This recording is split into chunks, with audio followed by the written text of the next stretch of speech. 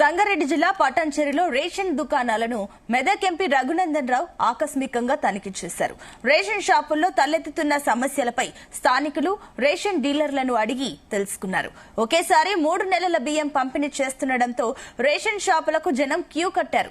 3 నెలల బియ్యానికి 3 సార్లు ఫింగర్ ప్రింట్ తీసుకోవడంతో పంపిణీ ఆలస్యం అవుతుందని లబ్దిదారులు తెలిపారు.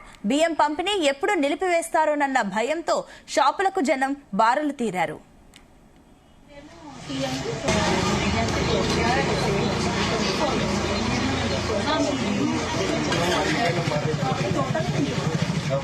నమస్తే ఎంపీ సార్. ఎన్ని గంటలు నిలిచి పొద్దుగా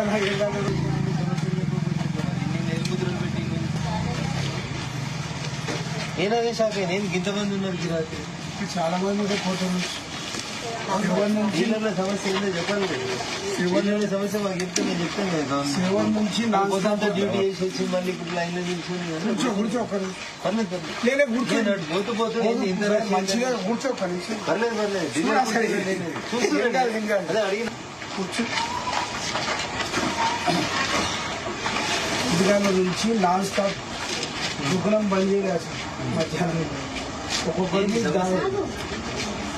ఇచ్చారమ్మా సరే మీకు ఏం కష్టం అవుతుందనే చూస్తున్నాం. ఎన్ని గంటలు అవుతుంది.